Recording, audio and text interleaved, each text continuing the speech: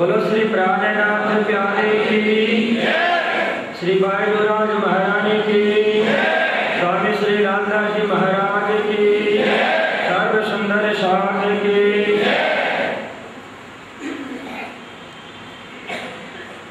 प्राणनाथ सुंदर साथ जी, श्री राज समाजी की असीम कृपा, सदगुरु की अपरंपार मेहर से जयपुर श्री कृष्ण प्रणामी मंदिर प्रणामी पंचायत के तत्वावधान में प्रतिवर्ष की तरह इस वर्ष भी बीतक कथा का आयोजन किया गया है। कल का दिन पंचमी का दिन था। बीतक शुभारंभ आपके माध्यम से यह लीला, यह आनंद, यह रस समूचे ब्रह्मांड को मिल रहा है। कथा की महत्ता को बताते हुए धर्मशास्त्र ने कहा कि कथा समानम भुवि नास्ति किंचित। इस तीनों लोक ब्रह्मांड के अंदर में कथा की तरह कोई भी पवित्र वस्तु नहीं है। कथा ही एक ऐसी वस्तु है कि सारे विश्व को पवित्र करता है। और उसमें भी जिस कथा को श्रवण करने के लिए हम सभी सुंदर साजी उपस्थित हुए, यह कोई साधारण कथा नहीं है, यह कोई गणपति और हनुमान जी की कथा नहीं है, भगवान श्री राम और विष्णु की कथा नहीं है, भगवान शिव की कथा नहीं है, बल्कि त्रिलोक के अंदर में जो ब्रह्मा विष्णु महेश जो सबसे बड़े देव माने जाते हैं, जिनको ये नहीं पता है कि वह पूर्णब्रह्म परमात्मा श्री कृष्ण कौन है, कहाँ है, कैसे है,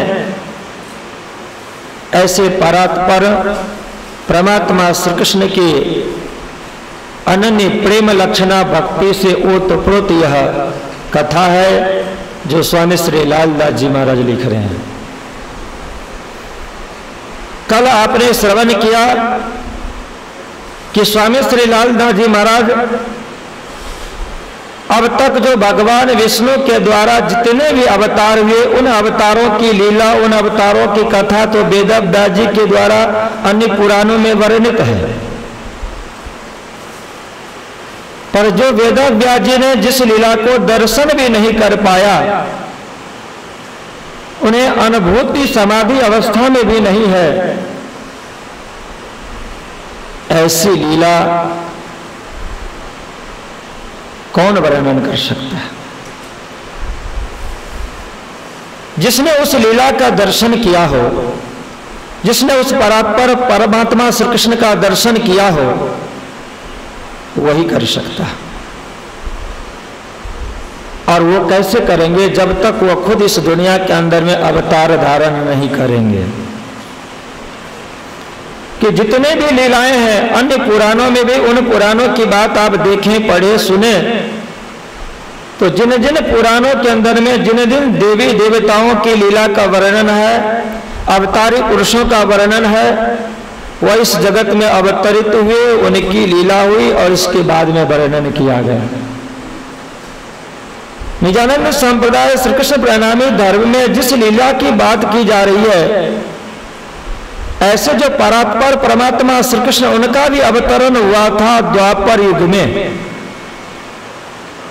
पर जो द्वापर युग में अवतरित हुए, उनके लिए श्री कृष्ण प्रणामी धर्म के सिद्धांत संतों और मनुष्यों ने कहा कि कृष्ण नहीं अवतारी साधो, कृष्ण नहीं अवतारी। कलयुग में गया संत ने, पर परमात्मा श्री कृष्ण का अवतरण तो द्वापर युग में हो चुका है। विष्णु के रूप में भी है, गोलोक के श्री कृष्ण के रूप में भी है, और जिसको हम अनादि अक्षरातीत परमात्मा श्री कृष्ण कहते हैं, उस रूप में भी उन्होंने अवतार धारण किया है।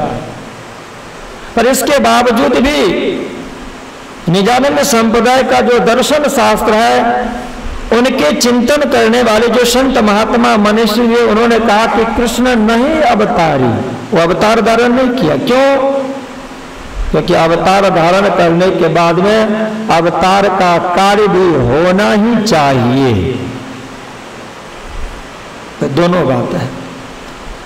और स्वामी श्री लालदास जी महाराज के बीतक में और महमती प्राणनाथ जी महाराज की वाणी में एक बहुत बड़ी विशेषता। कभी कभी हमें ऐसा लगता है कि कुछ ऐसी चौपाइयां, जिन चौपाइयों को हम दर्शन करते हैं तो लगता है कि एक पूरब की ओर जा रही है तो एक पश्चिम की ओर जा रही है।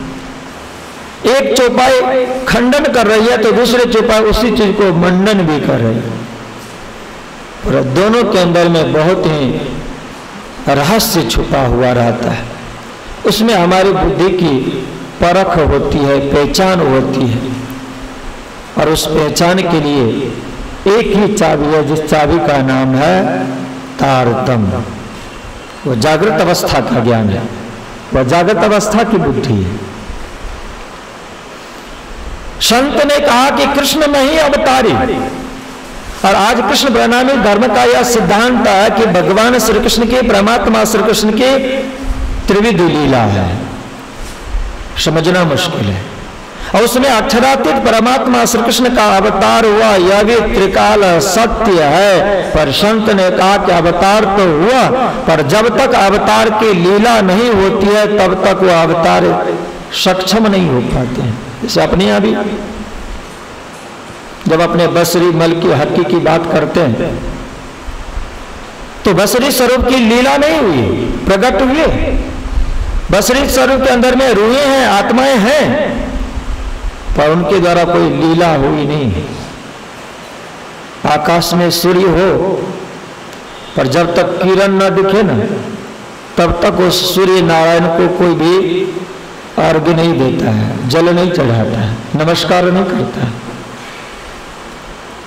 कोई भी संत महात्मा ज्ञानी पुरुष हो, प्रकांड विद्वान हो, उच्च कक्षा के साधक हो, पर उनके पास में जो ज्ञान है, उनके पास में जो भक्ति है, उनके पास में जो साधना है, उस साधना, ज्ञान और भक्ति से जब तक समाज को लाभ नहीं हो, सुंदर साथ को लाभ नहीं हो, तो सुंदर साथ उनकी पूजा करेंगे, सम्मान देंगे? नहीं।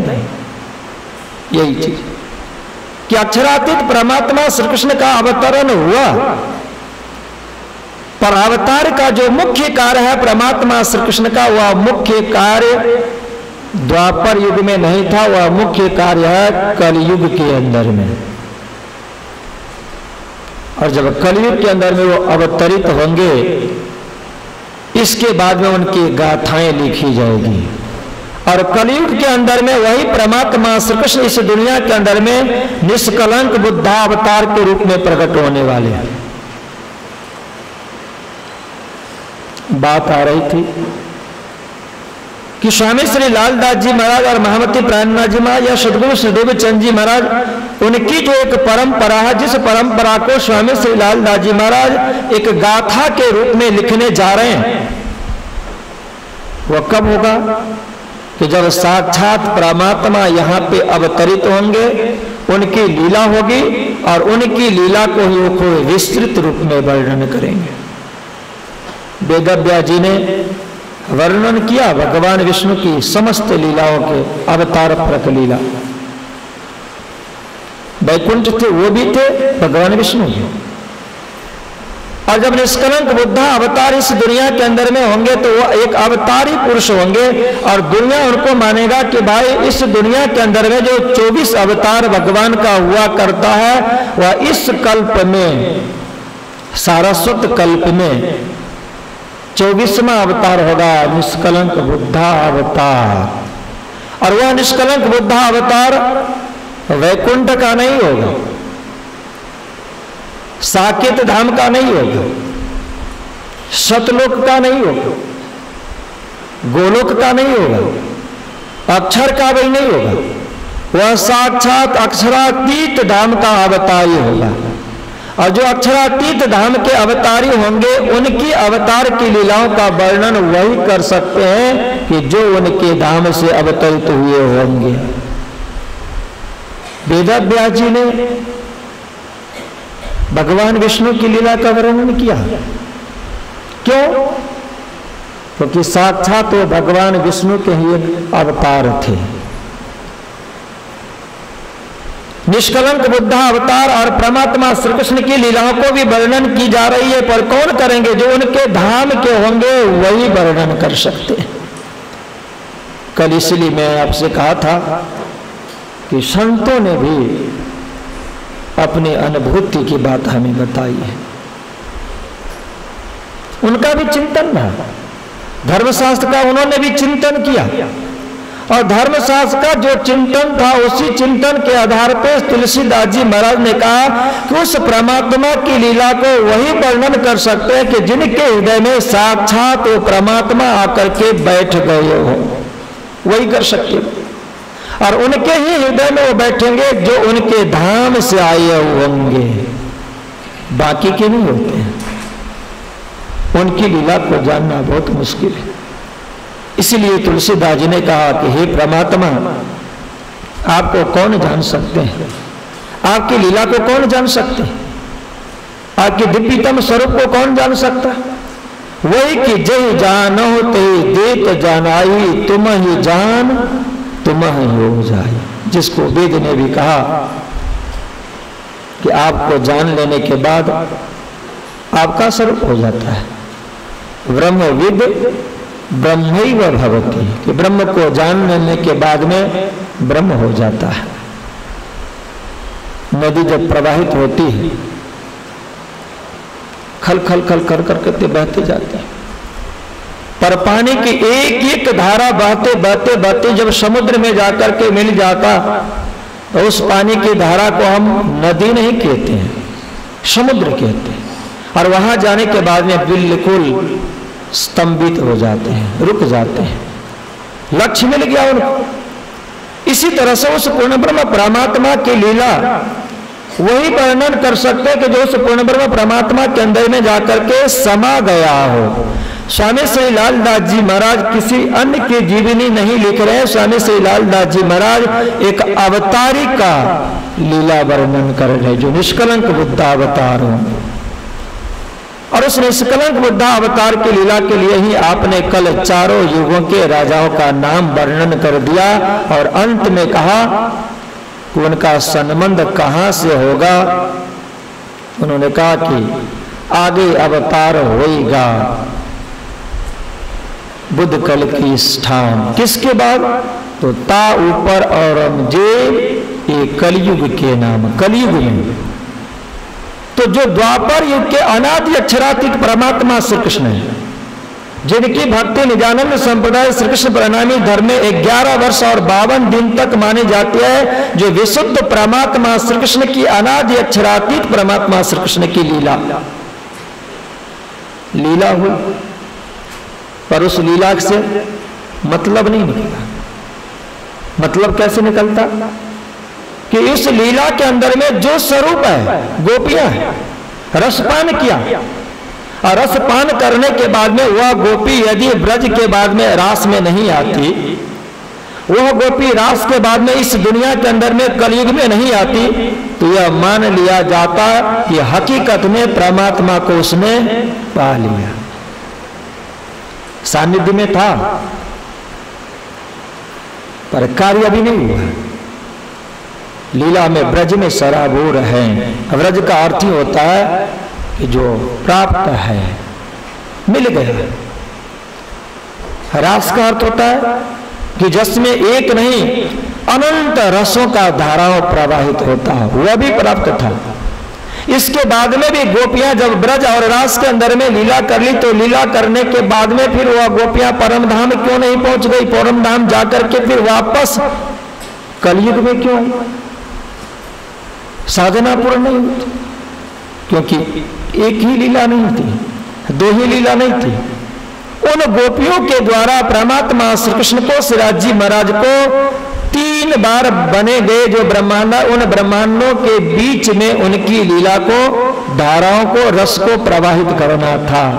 इसीलिए संत ने कहा कि वहां अवतार हुए, बात बिल्कुल सत्य है, पर अवतार की लीला वहां पे ही उनका पूर्ण विराम नहीं हुआ। वहां तो सिर्फ उस लीला का शुभारंभ ही हो गया था और लीला का पूर्ण विराम होगा जागनी ब्रह्मांड में, प्रतिबिंब कालमय ब्रह्मांड में निष्कलंक बुद्धा अवतार के रूप में।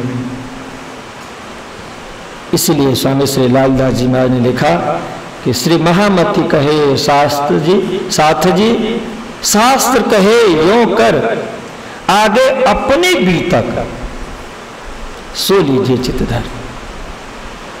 जो अपनी बीतक है और उस गाथा में, उस लीला के अंदर में सिर्फ रस है, आनंद है, और आनंद हर जगह है। गीता में भी है, भागवत में भी है, रामायण में भी है, वेद में भी है, उपनिषद में भी है, बाइबल कुरान में भी है। जितने भी आध्यात्मिक धर्म ग्रंथ है, हर आध्यात्मिक धर्म ग्रंथ के अंदर में रस है, आनंद है, प्रेम है।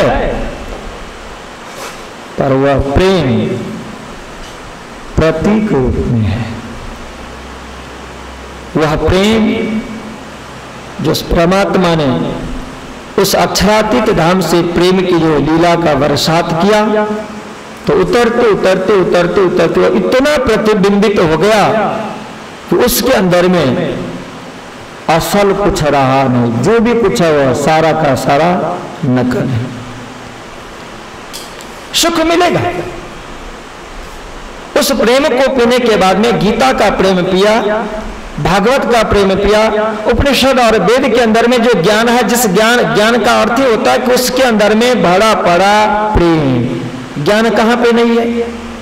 हर आध्यात्मिक धर्म शास्त्र के अंदर में ज्ञान भरा पड़ा हुआ है, और जहां ज्ञान है वहां पे प्रेम का बोध जरूर से जरूर है। पर वह प्रेम का बोध ले कहां जाता है? कहीं स्वर्ग ले गए, वैकुंठ ले गया, साकेत धाम ले गया, सतलोक में ले गया, गोलोक में ले गया।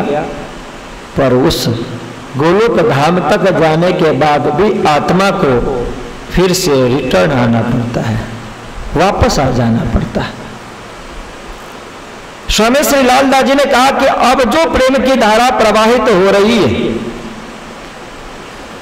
वह ऐसा प्रेम है कि जिस प्रेम को पी लेने के बाद में आत्मा को इस दुनिया के अंदर में आने का फिर से जरूरत नहीं है। वह धारा ऐसी धारा होगी कि कोई समुद्र में नहीं, बल्कि ऐसे महासमुद्र में जाकर के खो जाए कि खो जाने के बाद में उनको पता ही नहीं चलेगा, फिर वापस आने का जरूरत नहीं। और उसी प्रेम की बात स्वामी श्री लालदास जी महाराज निष्कलंक बुद्धा अवतार जब अवतरित हुए, जिन्होंने ज्ञान की धारा को प्रवाहित किया, और उस ज्ञान की धारा के अंदर में छुपा हुआ एक रस का भंडार है, प्रेम का भंडार है, आनंद का भंडार है। और वह आनंद का, रस का, प्रेम का भंडार जब हम कथा के माध्यम से श्रवण करते हैं तो दुनिया के समस्त आध्यात्मिक धर्म शास्त्र ने कहा कि उसके जैसे पवित्र करने वाली कोई वस्तु नहीं है। और जब पवित्र हो गए तो निर्मल हो गए तो इसका मतलब है पवित्र हो जाना, निर्मल हो जाना मतलब अपने आत्म स्वरूप को प्राप्त कर लेना। और आत्म स्वरूप जब प्राप्त हो जाता है तो जो हमारी आत्मा है उस परमात्मा के सानिध्य में जाकर के, उस परमात्मा के दिल दिमाग मस्तिष्क में जाकर के वो खो जाता है। और वहां तक पहुंचाने के लिए एक धारा चाहिए, बूंद नहीं, धारा चाहिए। और वह धारा है प्रेम की, वह धारा है आनंद की, और वह धारा है इश्क की। और उसी धारा की बात बीतक में श्रवण किया जाएगा, जिसे स्वामी श्री लाल जी महाराज ने कहा ब्रह्म सृष्टि के खेल में आगमन जब होता है तो अब कहो फेर की मूल मिलावे की बीतक। अब तक के दुनिया के धर्मशास्त्र में बात होगी, स्वर्ग का भी वर्णन है भागवत में, उससे अधिक सुख वैकुंठ का भी है, बहुत विस्तृत चर्चा है। राजा परीक्षित को सुखदेव जी ने सुनाया, उसने भी आनंद लिया। पर स्वामी श्री लालदास जी महाराज कहे कि जिस प्रेम की बात मैं आपको सुना रहा हूं वह प्रेम यहाँ की नहीं, अब कहूं फेर की मूल मिलावे की बीतक। अब तो उनकी बात कर लेनी चाहिए थी जिसके लिए उन्होंने कहा कि आगे अवतार होएगा बुद्ध कल्पी स्थान, तो बुद्ध कल्पी की लीला को वर्णन करना चाहिए था। पर बुद्ध कल्पी का लीला जब वर्णन होगा तो वो कौन है, कहाँ के रहने वाले हैं, कैसे वो यहाँ इस दुनिया में आए, वो सब भी तो जरूरी है ना। इसलिए स्वामी श्री लालदास जी महाराज ने कहा कि जिस बुद्ध कल्पी की बात मैं आपको सुनाने जा रहा हूँ वो आप समझ लें कि ऐसा भूल मत कर लेना कि वह बुद्ध कल्पी कहीं स्वर्ग के होंगे या वैकुंठ के होंगे या सात सुनी में से आए होंगे या उससे भी ऊपर उठ करके जाए तो अव्याकृत से आए होंगे या शबलिक से आए होंगे या केवल से आए होंगे या सत्स्वरूप से आए होंगे या अक्षर धाम, क्योंकि दुनिया में यही माना जाए। अक्षर का मतलब है कि जिस परमात्मा ने एक बार नहीं अनंत बार अपने एक बार आंख को बंद करे और खोले उतने ही समय में कितने ब्रह्मांड उत्पन्न हो जाता और नाश हो जाता, उसको भी ब्रह्म कहा गया। तो कहीं अक्षर धाम से आया हो ऐसा भी मत मानना। सीधा उन्होंने कहा कि जिस निष्कलंक बुद्धावतार की बात मैं आपको श्रवण करवा रहा हूं वह अक्षरातीत धाम के हैं, और उस अक्षरातीत धाम में भी एक बहुत गुह्य स्थान है, रहस्यमय स्थान है। उस स्थान पे मैं आपको ले जा रहा हूं जहां से निष्कलंक बुद्धावतार का अवतरण हुआ, और जब वह खुद अवतरित हुए तो अकेले नहीं,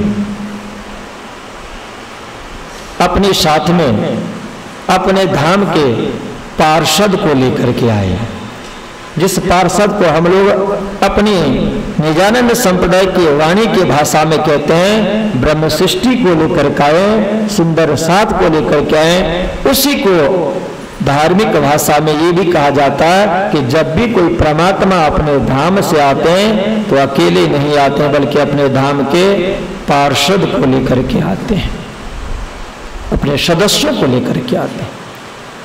लालदास जी ने कहा कि मैं अब आपको मूल मिलावे की बात कहता हूं, फिर से कहता हूं, क्योंकि कहना था उनको निष्कलंक बुद्ध की बात, पर कहे कि मैं आपको फिर से ले जा रहा हूं, कहां पे, उस मूल में ले जा रहा हूं। अब कहूं फिर की मूल मिलावे की बीतक, जैसी आज्ञा धनी की सो बातें मुझे रख। जैसे हमारे अक्षरातीत धाम की धनी है परमात्मा, जब उनको जान लेंगे, जाने बिना कोई धनी नहीं कहेंगे। जब तक नहीं जानते तब तक उनको परमात्मा कहेंगे, परब्रह्म कहेंगे, सब कुछ कहेंगे। और जब उनको जान लेंगे, समझ लेंगे, तो जान लेने के बाद, समझ लेने के बाद में तो फिर इतना तादात्म्य संबंध हो जाता है कि आत्मा से भीतर उस स्वरूप को बुद्धि में ले आना भी मुश्किल हो जाता है। पहले जानने के लिए बुद्धि में ले आना पड़ता है, और बुद्धि में ले आकर के हमने उस परमात्मा को जान लिया, समझ लिया, पहचान कर लिया, उनके माध्यम से हमने उस रस को पान कर लिया। हमारी आत्मा जब जागृत होती है तो जागृत हो जाने के बाद फिर उस परमात्मा को, जैसे खट ऋतु के अंदर में प्राणनाथ जी ने वर्णन किया, उन्होंने कहा सतगुरु सुदेवी चंद जी महाराज कि अब तक आप सबको पहचाना करते थे, मैंने आपको पहचान लिया, सिराज जी से कहा कि मैंने आपको ऐसे पहचान लिया कि अब मैं आपको कहीं बाहर जाने ही नहीं दूंगा। और इसके बाद उन्होंने परमात्मा के लिए चैलेंज कर दिया कि जिस तरह से पिंजरा होता है उसमें तोते को बंद कर दिया जाता है और उस तोते को जितना कलर में आपको कलर कर देना हो कलर कर सकते हो। उन्होंने ऐसे कि जब मैं आपको अपने बुद्धि के द्वारा पहचान लूं, जान लूं, और उस बुद्धि के द्वारा जान पहचान हो जाने के बाद में आपको मैं अपने आप में आत्मवसात कर लूं, अपने हृदय में बैठा लूं, आत्मा में बैठा लूं, तो फिर आप उस आत्मा से बाहर निकल नहीं सकते हैं। और उस अवस्था में वो हमारे प्रीतम, वो हमारे धनी, सब कुछ हो जाते। स्वामी श्री लालदास जी महाराज ने कहा कि जैसी आज्ञा धनी की सो बाता बुजुर्ग।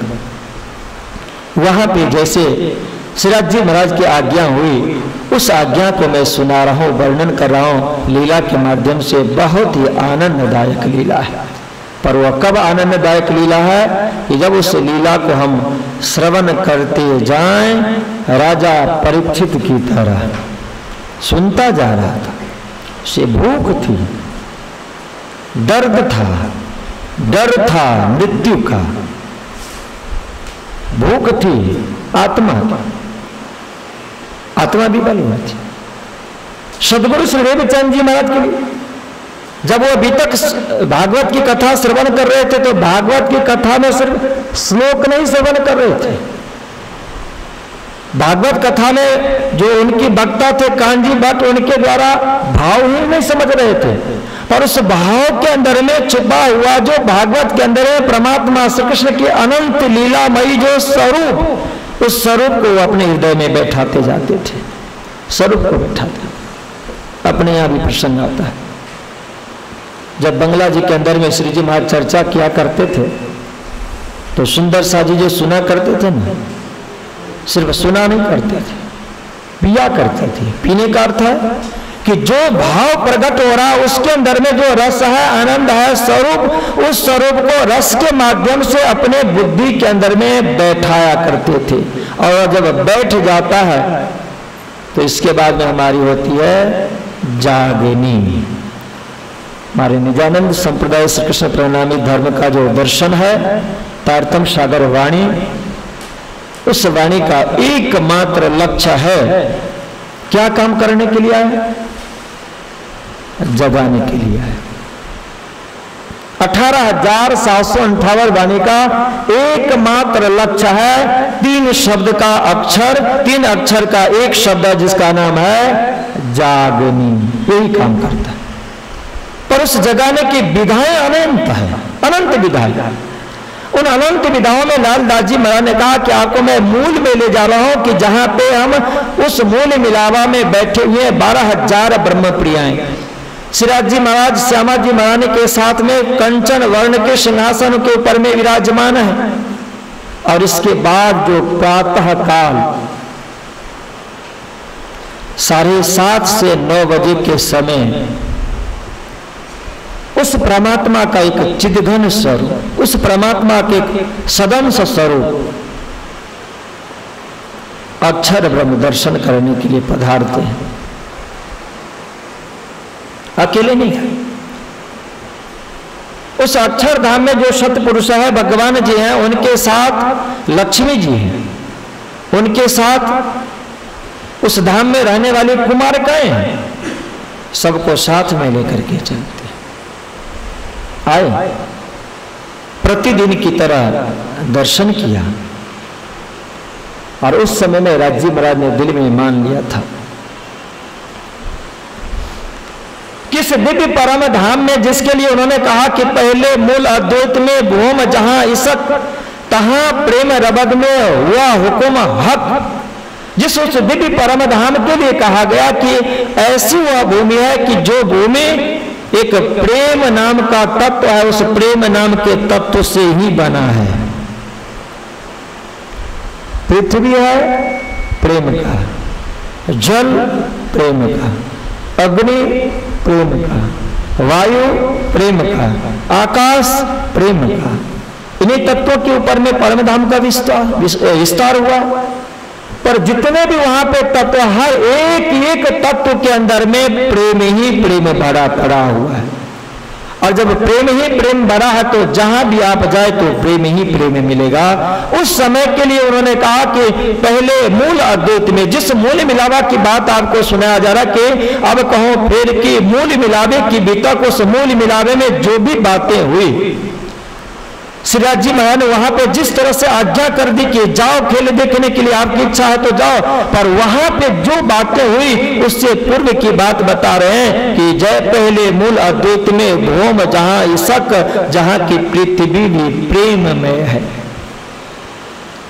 ऐसे उस परम धाम के 50 करोड़ योजन विस्तार वाले पृथ्वी भूमि पर जो चांदनी चौक है, जिस चांदनी चौक में प्रेम लबालब भरा पड़ा हुआ है। अक्षर ब्रह्म आए दर्शन करने, सत्य के स्वरूप और सत्ता आ जाए ना। हमारे यहां नीति ने भी कहा कि 4 चीज को संभालना बहुत मुश्किल है हर के लिए, यौवनम, धन संपत्ति, प्रभुत्व और अविवेकता। यदि धन संपत्ति न हो, प्रभुत्व का अर्थ होता है सत्ता, किसी पद पे भी आप न हो, और मूर्खता भी अपने में न हो, पर सिर्फ एक यौवन है, युवावस्था है, तो उस युवावस्था को संभालना बहुत मुश्किल हो जाता है। एक दूसरे के लिए कहा कि भाई यदि आप भले बुढ़ापे में चले गए हो, कोई पद प्रतिष्ठा भी नहीं है, पर संपत्ति है,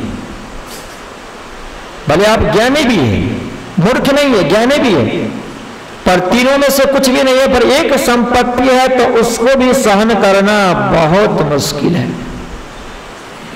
और प्रभुत्व के लिए कहा कि भाई यदि आपके पास में युवावस्था भी न हो, धन संपत्ति भी न हो, और आप ज्ञानी भी हैं, पढ़े लिखे भी हैं, मूर्ख नहीं पढ़े लिखे हैं, पर आपके पास में यदि सत्ता है तो सत्ता को भी पचाना बहुत मुश्किल है। और इसके बाद में कहा कि इन तीनों में से कुछ भी नहीं हो, पर एक ही पढ़े लिखे हम नहीं, ज्ञानी हम नहीं हैं, तो क्या होंगे? जो ज्ञानी नहीं होगा, इसके बिना यदि है तो वो भी बहुत मुश्किल है। उस दिव्य परम धाम की बात है कि अक्षरातीत परमात्मा श्री कृष्ण का ही एक सदंश स्वरूप अक्षर ब्रह्म है। पर एक ध्यान रखना कि अक्षर ब्रह्म के अंदर में जो सत्ता है, इस दुनिया की सत्ता नहीं है। अनंत कोट ऐसे जो ब्रह्मांड है, उस ब्रह्मांड के अंदर में जितने भी सम्राट हुए, चक्रवर्ती सम्राट हुए, उनको भी सत्ता देने वाले कौन है? तो ब्रह्मा विष्णु महेश है। उनको सत्ता देने वाले कौन है? आदि नारायण भगवान है। उनको सत्ता देने वाले कौन है? शबलिक ब्रह्म है। उनको सत्ता देने वाले कौन है? तो एकमात्र अक्षर ब्रह्म है। और उनको सत्ता देने वाले कौन है? कौन है उनको सत्ता देने वाले? हाजी राज शर्मा जी। अरे श्यामा जी कहाँ सत्ता देती हैं? श्यामा जी यदि सत्ता दे देते तो फिर आज हम आप इश्क साहब यहां देख ही नहीं पाते। श्यामा जी को अलग ही मिला। सिर्फ एकमात्र उस अक्षर ब्रह्म को सत्ता देने वाले हैं अक्षरातीत धाम के रहने वाले श्रीराज जी महाराज, श्री श्याम जी और श्री कृष्ण जी। एकमात्र वही सत्ता देने वाले हैं, उन्होंने सत्ता दी। और जो उनमें सत्ता है, क्या सत्ता मिला है? इसलिए मैं कहता हूं कि वहां यदि अपने जाए ना, जहां से निकले आनंद ही आनंद, हर तरह की व्यवस्था। तो उस धाम में जाने के लिए हमारे सुंदर साहब तैयार नहीं है, जाए तैयारी अक्षरधाम में। कदाच इसमें से आप लोग चलने के लिए तैयार ही हो गए, पर माताएं तो कोई भी चलने के लिए तैयार नहीं होंगे। जाएंगे अक्षरधाम में? जाना कोई? ये कहेंगे हम कुमार कहें थोड़ी हैं, हम तो खासल खास निस्बती परमधाम के, हम कैसे जाए? क्यों जाए? उस अक्षर ब्रह्म को भी सत्ता देने वाले अक्षरातीत परमात्मा श्री कृष्ण, सत्ता दी है। क्या? ऐसे अनंत कोट ब्रह्मांड बनाने की सत्ता दी है। और इसके बाद में लक्ष्मी जी हैं, कुमारिकाएं हैं, उनके साथ में विहार करना भी हुआ है दर्शन करने के लिए। और जिनको जो मिलता है ना उसी में मस्त हो जाता, बहुत मस्ती। परमात्मा ने जो उनको सदंश दिया है, सत्ता दिया, उस सत्ता में इतना आनंद में, वो मस्ती में है कि उसकी कोई सीमा नहीं। पर जब वो आए दर्शन करने के लिए और आपने यहाँ पे मन में ले लिया, जिसे लाल लाजी महाराज ने कहा कि जैसी आज्ञा धनी की, उसमें कुछ भी कहना नहीं है। ये नहीं कहेंगे कि हमने खेल थोड़ी माना, राजी ने मंगवाए। उन्होंने कहा कि नहीं, जैसी आज्ञा धनी, क्योंकि उनको पता है यदि हम ये कह दें सुंदर शाह जी को कि राजी ने मंगवाया, तो फिर ये भी तो होगा कि भाई राजी ने मंगवाया, पर मंगवाने के पीछे भी तो एक रहस्य छुपा हुआ है। वह रहस्य क्या है कि आपको इश्क और साहिबी दिखाने के लिए उन्होंने मंगवाया है, वह भी तो छुपा हुआ है। इसलिए स्वामी श्री लालदास जी मां ने कहा कि नहीं नहीं, जैसी आज्ञा, उनकी जैसी आज्ञा वही। और बात कैसी है, इतनी बुजुर्ग, बहुत श्रेष्ठ। लालदास जी मां के शब्दों का जो एक समन्वय है ना, हकीकत में विचार के देखा जाए, यह जो शब्द है, एक एक शब्द ज्ञान रूपा, और उस एक एक ज्ञान रूपात्मक शब्द के अंदर में प्रेम भरा पड़ा हुआ है, रस भरा पड़ा। अब विचार करें, दिल से विचार करें। सबसे पहले इस शब्द को हम ले जाए अपने बुद्धि तक, और शब्द के अंदर में छुपा हुआ जो स्वरूप है बाबा, उसको यदि आप प्रवाहित करें तो बुद्धि उतार करके ले जाएगा अपने मालिक के पास। बुद्धि का मालिक है आत्मा, और आत्मा वही चाहता है क्या? प्रेम, रस, आनंद। स्वामी श्री लालदास जी महाराज ने कहा कि जैसी आज्ञा धन की वही कहूं। जब वो अक्षर ब्रह्म दर्शन करने की है तो उस समय में आसवाई को नहीं पता है, और उस समय में आसवाई तीसरी भूमि के परसाल पे छज्जे पे थी भी नहीं, जिसमें वे बन रहा है कार्य, बन में गए थे। एक ग्रुप है, जब अक्षर ब्रह्म दर्शन करने के लिए आए, चांदनी चौक में अपने कुमारिकाओं के साथ, लक्ष्मी जी के साथ भगवान जी पधारे और बहुत नृत्य करते हैं कि कोई धनी को दर्शन करने के लिए जा रहे। क्यों? क्योंकि उनको भी प्रेम चाहिए। आज यहां भी कहा जाता है कि ब्रह्मा जी, भगवान विष्णु, भगवान शिव भी तपस्या करते। क्यों करते तपस्या? क्योंकि उनके ऊपर में जो जिम्मेदारी दी गई है ना, ब्रह्मांड को बनाना, स्थूल ब्रह्मांड को, उस स्थूल ब्रह्मांड में जितने भी प्राणी, हर एक एक प्राणी को पालन करना। और इसके बाद में फिर भगवान शिव का कार्य है कि भाई जब वो वृद्धावस्था में आ जाएं, उनको आंख, कान, हाथ पर कामयाबी न हो तो बहुत तकलीफ होती है। तो भगवान शिव का काम है कि फिर ऐसे को फिर ले आओ, अपने धाम में पहुंचाओ। यह कार्य करने के लिए भी उनको शक्ति चाहिए, बिना शक्ति से कार्य नहीं होता है। इसलिए रामायण ने भी कहा, धर्मशास्त्र ने भी कहा कि तप बल से ब्रह्मा विष्णु महेश काम कर रहे हैं, वो भी तपस्या उनकी करते हैं। भगवान जी आप दर्शन करने के लिए आए, क्यों दर्शन करने के लिए? आपसे पूछें क्यों दर्शन करने के लिए आते हैं? हर रोज दर्शन करने के लिए आना क्यों आते हैं?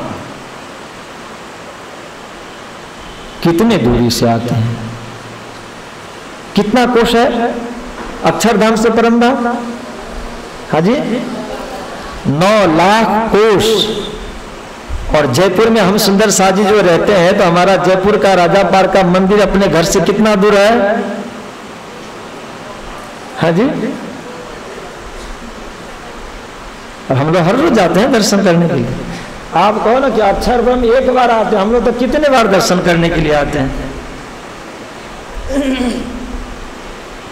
अक्षर ब्रह्म, अब ये आप कह सकते हो कि वो बात सही है कि अक्षर ब्रह्म को तो सत्य मिला है, अपने को तो यहाँ पे सत्य क्या, अपने को आनंद मिला, इसलिए न जाए दर्शन करने के लिए तो भी चलेगा।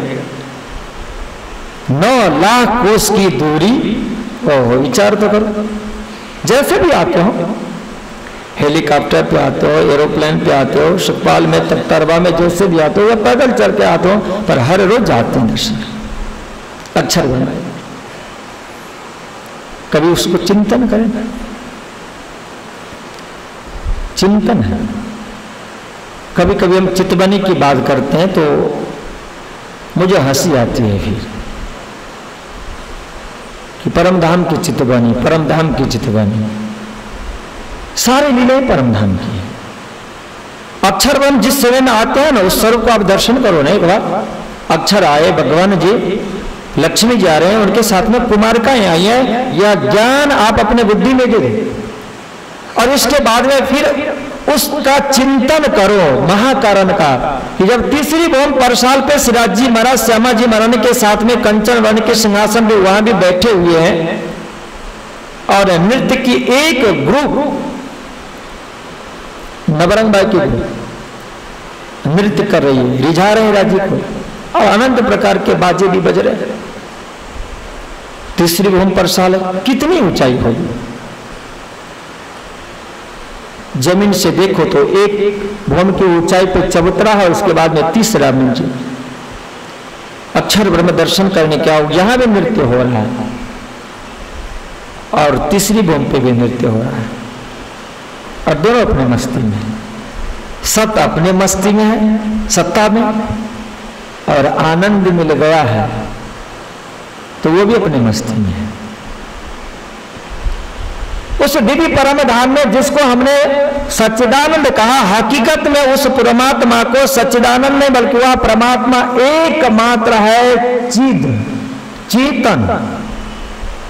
पर उस चिद चेतन को जब उनको विस्तार करना हुआ तो चिद चेतन को विस्तार करने के लिए जिसको हम कहते हैं प्रेम, जिसको हम कहते हैं इश्क, जिसको हम कहते हैं रस, जिसको हम कहते हैं सत्य, जिसको हम कहते हैं धर्म, वही है राज, वही राज है। और उस राज जी ने जब अपने रहस्य को खोला ना, जो राज गुप्त है ना, उसको जब आपने प्रकट किया ना, तो जो गुप्त है, राज है, रहस्य है, वह जब प्रकट हो गया तो वह गया सच्चिदानंद हो गया।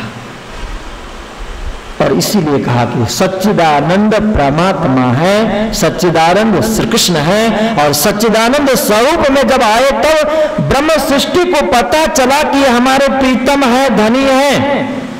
और उस सच्चिदानंद के जो स्वरूप है, उस सच्चिदानंद स्वरूप का नाम है श्री कृष्ण। उस सच्चिदानंद का नाम श्री कृष्ण है।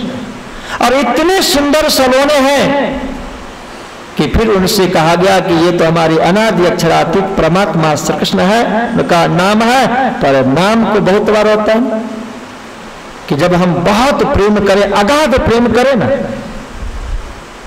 तो उस प्रेम में हम इतने सराबोर हो जाते हैं कि अपने प्रीतम को प्रियम नाम सिर्फ कहां रखते हैं, दिल में रखते हैं, आत्मा में रखते हैं, बुद्धि को नहीं देते हैं, मन को नहीं देते हैं। फिर जुबान को मिल जाए हो सकता है कभी, पर सिद्धांत ने कहा कि जिस उस अनादि परमधाम के अंदर में लीला हो रही है, उस अनादि परमधाम में लीला होने वाले जो स्वरूप करने वाले हैं, उनकी जब इच्छा हुई कि हक के दिल में उपजिया, मैं दिखाऊं अपना इसक और दिखाऊं साहिबी, क्यों रूहे जानत नहीं मतलब राज था। अब उस परमात्मा के अंदर में इच्छा उत्पन्न हुई, जिसके लिए वेद ने कहा, उपनिषद ने कहा, संतों की वाणी ने कहा कि जो परब्रह्म परमात्मा होते हैं वो अनिहि होते हैं। अनि का अर्थ होता है इच्छा रहित। और वाणी ने कहा, क्या आनंद की बात की है, उस सत्य के अंदर में इच्छा उत्पन्न हुई, संकल्प विकल्प किया। क्यों? वह संकल्प विकल्प मायाजन्य संकल्प विकल्प नहीं है। उस अक्षरातीत के हृदय में जो संकल्प विकल्प हुआ, उस संकल्प विकल्प के अंदर में उनके अंदर में छुपा हुआ जो प्रेम है, आनंद है। उस प्रेम को, आनंद को बाहर बिखेर देना चाहते हैं, सबको उससे पहचान करा देना चाहते हैं, सबको उसमें सराबोर कर देना चाहते हैं। उनको यह पता है कि जो प्रेम में ये सारी की सारी ब्रह्म प्रियाएं सराबोर है, उस प्रेम को जान नहीं पा रही है, देख नहीं पा रही है कि प्रेम की धारा कहां से निकल रही है। ब्रह्म सृष्टि को नहीं पता है कि प्रेम की धारा यमुना जी में बह रही है, या प्रेम की धारा पोखराज पहाड़ से निकल रहा है, या प्रेम की धारा मानिक में छुपा हुआ है, या प्रेम की धारा नूर में है, नीर में है, क्षीर में है, घृत में, दधि, मधुर में है, वो पता नहीं। उनकी इच्छा है, उनकी इच्छा। और उन्होंने अपनी इच्छा को जब बाहर प्रकट किया तो वही राज गुप्त रहस्य प्रकट हो गया, जो चिद से सद और आनंद में आप समा गए। उनका स्वभाव है। हम भी कोई काम करना चाहें, जैसे हम लोग कहते हैं अंतस्करण होता है, अंतस्करण में, अंतस्करण मतलब भीतर में काम करने वाली इंद्रियां हैं, जिसको हम कहते हैं मन है, बुद्धि है, चित्त है, अहंकार है। कोई काम करना चाहे ना तो ऐसे फटाफट कोई कार्य नहीं हो जाता। उस काम से पहले संकल्प विकल्प करते हैं मन, फिर इसके बाद में बुद्धि को बुलाते हैं कि भाई ये जो विचार हो रहा है ना, ये करना चाहिए या नहीं करना चाहिए। तो फिर बुद्धि कहते हैं ठीक है, आप धैर्य रखो। मन को धैर्य रखने के लिए कहता है, और फिर बुद्धि डिसाइड कर देती कि भाई ये ठीक है और ये गलत है, ये करना है। फिर इसके बाद में उसको लॉक कर दिया जाता है, ओके ये काम करना है, वो काम है चित्त का। इसके बाद अहंकार, ये जो हम करते हैं ना, देखना, सुनना, हाथ पैर, ये बाहर की इंद्रियां है ना, वो करना शुरू कर देता है। ये क्या है? हर एक एक व्यक्ति का अपना स्वभाव है। श्री जी ने क्या विचार किया, उनके दिल में क्या इच्छा उत्पन्न हुई? हक के दिल में उपजिया, मैं देखा हूं अपना ईश्वर। यही विचार करें, आनंद है इसमें कि जिस समय में तेजी बम परसाल पे सिराज जी महाराज बैठे हुए हैं और अक्षर ब्रह्म अपने सारे फौज को लेकर के दर्शन करने के लिए आए, सिराज जी ने भी उस स्वरूप को देखा और अक्षर ब्रह्म ने सिराज जी के स्वरूप को उन्होंने दर्शन किया, दोनों हाथ जोड़े। और वहां करते क्या, जब तेजी बम परसाल पे राज्य महाराज आप भी ले सकते हैं, यहां से ले सकते हैं। और इसलिए तो उन्होंने कहा ना कि ये इतना बढ़िया पंथ है प्रेम का कि क्या कहा जाए। जहां भी सिराज जी महाराज बैठे वहां से आप अपने तादाद में संबंध जोड़ सकते हैं, उनसे आप मिल सकते हैं। इतना आनंद है उस स्वरूप को, उस समय के भाव देखें, अपने आप को न ले जाए, आप देखिए, यहां से बैठ के देखिए। ना आपको मूल मिलावा में जाना है, ना आपके अक्षर ब्रह्म के साथ में चांदनी चौक में जाना है, ना आपको तीसरी भूमि प्रसाद में बैठना है। आप यहीं बैठे, प्रेरणा जी ने हमें आदेश दिया कि इति बैठे कर जाए। कहां बैठ के? यहाँ अपने घर में। और उसके बाद में उस लीला को आप चिंतन करें कि सिराज जी महाराज को दर्शन करने के लिए जब अक्षर ब्रह्म आए हैं, उस दोनों स्वरूप को आप चिंतन करें। यह बुद्धि है ना, बहुत बड़ा भंडार है, बहुत बड़ा। सारा का सारा संसार इस मोह तत्व के अंदर में समा जाता है, इस बुद्धि के अंदर में सारा संसार। और इतना ही नहीं, यदि आप चाहें तो इस सपने के बुद्धि के अंदर में पूरा परम धाम समेट सकते हैं। ये बुद्धि इतना बड़ा कंप्यूटर है, कंप्यूटर को जन्म देने वाले ये बुद्धि है, उसका यूज नहीं करते हैं। और चाहें तो बहुत विशाल। सिराज जी महाराज को स्वरूप को देखें और इसके बाद में आप चिंतन करें कि कैसे अक्षर ब्रह्म जो दर्शन करने के लिए, उनको क्या चाहिए। अक्षर ब्रह्म को दर्शन करने के लिए आए। आप जब दर्शन करने के लिए आते हैं, मैं कभी कभी बच्चों को सिखाता हूं, सिराज जी महाराज को दर्शन करने के लिए जाओ, प्रणाम करने के लिए जाओ, उनके चरणों में प्रणाम करो, परिक्रमा करो। वो आपकी भक्ति है। भक्ति मीन्स नौकरी है, सर्विस है। आपने राज्य महाराज के चरणों में आकर के प्रणाम किया, दर्शन किया, वो आपका जॉब हो गया। और राज्य महाराज आपको देंगे, क्या देते हैं? प्रेम देते हैं। आंख से देते हैं। इसलिए तीखी भूमि के परसाल पे आप गाते हैं, बन सींचत अमृत अघा। पूरे परम धाम में श्रीराज जी महाराज अपने कमल नयन से अमृत की बरसात करते हैं, प्रेम की बरसात करते हैं, और उसी प्रेम के बरसात के बूंद लेने के लिए अक्षर ब्रह्मा आ गए। क्यों, क्या जरूरत है उनको? उतना ही ले जाते हैं जितना से वो सृष्टि को बनाने में अपने आप में सक्षम हो सके। कितनी बनाना पड़ता? अरे ब्रह्मा विष्णु महेश को तो एक छोटा सा एक संसार बनाना पड़ता है। पुराण ने कहा कि एक बार ये गए दर्शन करने के लिए गोलोक धाम में, ब्रह्मा जी भगवान विष्णु। पूछा गया कि वे कहां से पधारे? कहा कि हम लोग तो मृत्युलोक से आए। मृत्युलोक तो बहुत सारे, कौन से मृत्युलोक से आए? और फिर वो हाथ लिए माथे पे कि अरे मृत्युलोक और बहुत है, अपने को तो पता नहीं, अपने तो एक मृत्युलोक जानते हैं। फिर वहां के द्वारपाल से उन्होंने कहा कि भाई मृत्युलोक तो अनंत है, एक मृत्युलोक छोटा सा जहां पे 4 मुख वाले ब्रह्मा रहते हैं, दूसरा मृत बड़ा है उससे 8 मुख वाले रहते हैं, तीसरा उससे भी बड़ा है 16 मुख वाले हैं। ऐसे तो अनंत मृत्युलोक है, कहां से आए? ब्रह्मा जी ने कहा कि अब क्या बताएं? कहा कि मैं 4 मुख वाले ब्रह्मा उस मृत्युलोक से आया हूं। अब उनको शक्ति वहां से लेनी, तो अक्षर ब्रह्म एक ब्रह्मांड बनाते हैं। कभी कभी हम चक्कर में आ जाते हैं। अनंत बार अक्षर ब्रह्म नहीं बनाते, पर अक्षर ब्रह्म के दृष्टि से अनंत समय में एक क्षण के अंदर में ऐसे अनंत कोट ब्रह्मांड बन जाता है और मिट जाता है। और ऐसे ब्रह्मांड बनाने के लिए भी अक्षर ब्रह्म को शक्ति चाहिए, पर शक्ति कब मिलती है? जब भक्ति होती है, तब दर्शन करना मतलब भक्ति करना, चल करके आए दर्शन करने के लिए। आपने कभी सुना है कि सुखपाल में बैठ करके अक्षर ब्रह्म आते हैं, तख्तरवा में बैठ के आते हैं? सुना? या आप लोगों ने भेज दिया यहां से? पैदल चल के आते हैं। और ये जरूर है कि वो जब आते हैं तो वहां के लिए दिखा परमधाम कैसा? भौम जहां ईशक प्रेम में। और जब प्रेम पे चलते हैं ना, देखिए सदगुरु श्रीदेव चंद जी महाराज प्रेम पे कैसे चलते हैं और कितने स्पीड है। प्रेम से आते हैं, आ गए। श्रीराज जी महाराज ने दर्शन दिया, अपने दोनों नयन कमल से आपने अमृत की वर्षात किया। पर राज जी ने आज विचार रखा है कि आज तो हमें कुछ न कुछ करामात करना है।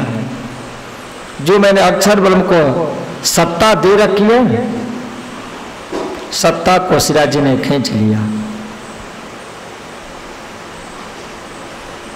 सत्ता खींच ली जाए हम और आप से, तो खींच करके वह सत्ता जहां ले जाई जाती है ना, वहां तक हम दौड़ते हैं। होता है कोई भी चीज अपने पास में, घर में कोई चोर आ जाए और चोरी करके ले जाए, तो चोर जहां तक चोरी करके गया ना, वहां तक हम पीछा करते होंगे। श्रीराज जी महाराज ने अक्षर ब्रह्म के जो सत्ता दे रखी है, उस सत्ता को श्रीराज जी ने खींच लिया। अक्षर ब्रह्म दृष्टि गई, अरे ये क्या, ये क्या, ये सत्ता कहां जा रही है? और सत्ता जहां गई वहां तक उनकी दृष्टि गई। पर क्या क्या उन्होंने खींचने के बाद में धैर्य दिया कि घबराओ मत, हमने कुछ सोच रखा है। श्रीराज जी महाराज ने तुरंत उस अक्षर ब्रह्म के हृदय में जो सत्ता खींच लेने के बाद में फिर उनको आनंद दे दिया, एक बूंद आनंद दिया। और जब उनको आनंद मिला तो आनंद जहां से मिल रहा था वहां तक उनकी दृष्टि गई। जब आपको कोई कुछ दे जहां से, तो वहां तक दृष्टि जाती है ना। सूर्य हमें क्या करता है? प्रकाश देता है, और उस प्रकाश से हमारी दृष्टि कहां तक जाती है? सूर्य तक जाती है। अक्षर ब्रह्म को श्रीराज जी महाराज ने जैसे आनंद का एक बूंद दिया, तो उस समय में अक्षर ब्रह्म की दृष्टि आनंद स्वरूप तक गया। आनंद कहां है? कहां है आनंद? जो तीसरी भुवन परसाल जहां नृत्य कर रही है नवरंग बाई के गुरु, अक्षर ब्रह्म ने देखा कि अरे ये क्या हो रहा है, ये सुंदर सुंदर आत्मा है, ये आनंद की स्वरूप अब तक नहीं देखा। क्यों? जो आपसे मैंने निवेदन किया था ना कि अक्षर ब्रह्म को क्या दे रखा है राजी ने? सत्य। और उस सत्य के मद नहीं कहा जाएगा, क्योंकि परम धाम का सत्य है, राज्य ने कार्य सौंपा है। उस सत्य के अंदर में इतना अक्षर ब्रह्म खो चुके हैं कि हर रोज राज्य के स्वरूप का दर्शन होता है, पर वहां बैठी हुई श्यामा जी महारानी के स्वरूप को देख ही नहीं पाते हैं। क्यों? सत्य ने क्या, चिद ने क्या किया है कि उस सत्य को चिद से ही जोड़ रखा है, उस दूसरे छेड़े से उनका कोई संबंध नहीं रखा है। और वहां पे जो आनंद स्वरूपा हर रोज अक्षर ब्रह्म आते अकेले और चुपचाप दर्शन करने के लिए नहीं आते। आप लोग भले अकेले आ जाएं, कभी आप अकेले आ जाते हैं तो अपने पत्नी को न ले आते हैं, कभी बच्चों को नहीं ले आते हैं, पर अक्षर ब्रह्म ऐसा नहीं करते। अपने भी आते हैं, लक्ष्मी जी को भी ले आते हैं और कुमारिकाओं को भी ले आते हैं। उनको पता है कि सब मिल करके जाएंगे तो ढेर सारा फल मिलेगा, आनंद मिलेगा। और आप लोग चाहते हैं कि भाई अकेले लूट ले तो बहुत अच्छी बात है, सबको साथ। पर आनंद स्वरूपा ने भी कभी उस अक्षर ब्रह्म को नहीं देखा, सत्स्वरूप को। क्यों? अपने आनंद की मस्ती में है। ये भी एक चित्तवनी है, इसमें भी रस है, बहुत रस है। जब इस लीला को, क्योंकि चित्तवनी का अर्थ है कि वह ज्ञान, वह भोजन, जिस भोजन को आप पचाएं तो उससे पहले आपको पेट में भोजन होना चाहिए। और पेट में भोजन न हो तो फिर किसको पचाएंगे आप? पचेगा कुछ? नहीं पचेगा। चित्तवनी का अर्थ होता है चिंतन करना।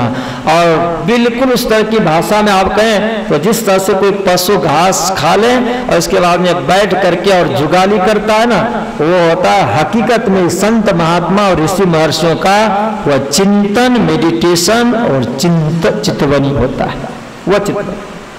पर वो कब होगा? हमारे अंदर में कुछ खाने वाली चीजें हम पेट में खाएंगे, वो भोजन होगा। और जिसको हम चित्तवनी करना चाहेंगे वो भोजन क्या होगा? वो भोजन जिसको हम चित्तवनी करना चाहेंगे, चिंतन करना चाहेंगे तो भोजन होगा ना। वो कौन होगा भोजन? ज्ञान। और उस ज्ञान रूपी भोजन को कहां रखेंगे? कहां रखेंगे?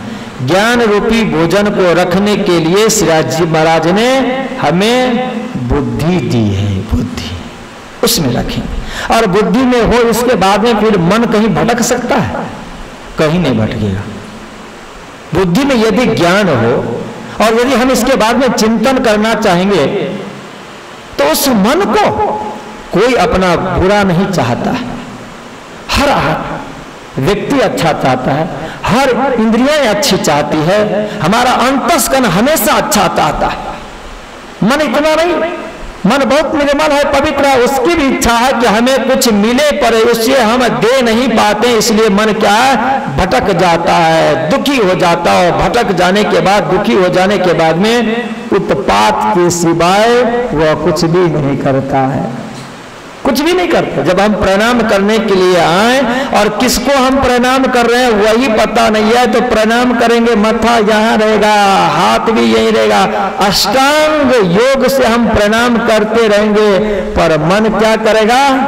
क्योंकि उसको आप कुछ देते नहीं, वो उठा के ले जाएगा कहाँ? न तो राज्य का चरण होगा, न श्यामा जी का चरण होगा, न यहाँ पे पोशाक होगा।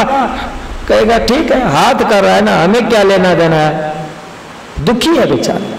और फिर आपको उठा कर ले गया, आपका शरीर यहाँ रहेगा, प्रणाम करते रहेंगे, आपको दिखेगा अपना ऑफिस, आपको दिखेगा अपने बच्चे, आपको दिखेंगे अपने घर, न जाने क्या क्या दिखेगा। क्यों? वो बेचारा दुखी है। क्यों दुखी है? उसके साथ में हमने ना इंसाफी किया है, अच्छा नहीं किया है। वो विचार करें, हमें वो कोस रहा है कि आपके पास में जो बुद्धि है, आपके पास में मालिक जो आत्मा बैठी हुई है, उस बुद्धि के अंदर में आप ज्ञान क्यों नहीं लेते हो? आप ज्ञान लो, उस ज्ञान को हमें दो, फिर आप जो काम करोगे उसी में आपको मैं इतना तादात्म्य कर दूंगा, उसमें सराबोर कर दूंगा कि फिर आप कहना कि मन को धन्यवाद दो।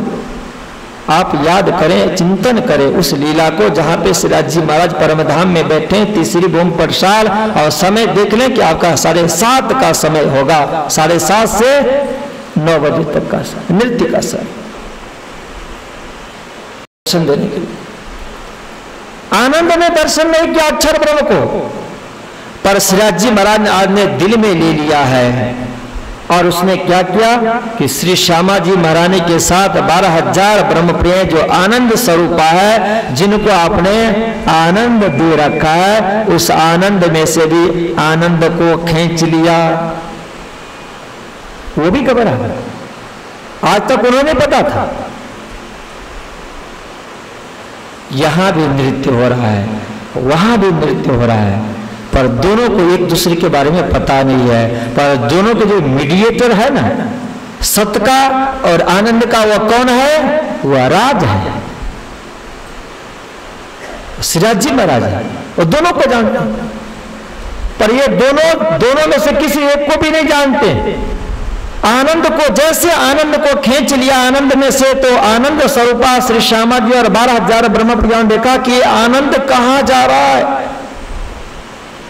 देखा तो आनंद तो नीचे उतर के गया, किसके पास? सत्य के पास। और जब सत्य के पास में आनंद को जाते हुए देखा, तो आनंद स्वरूपा ब्रह्मप्रिय तो हो आश्चर्यचकित हो गए, अरे ये क्या नजारा है। आनंद को खींच लेने के बाद उस आनंद स्वरूपा ब्रह्म सृष्टि के अंदर में बीज बो दिया श्रीराज जी महाराज ने। क्या चीज का बीज बो दिया? सत्य का। और इसके बाद में महामती प्राणनाथ जी ने क्या निराली बात, आनंद आ जाए, ये हक के हमारे दिल पे ऐसे किए हुकुम, ये आनंद है।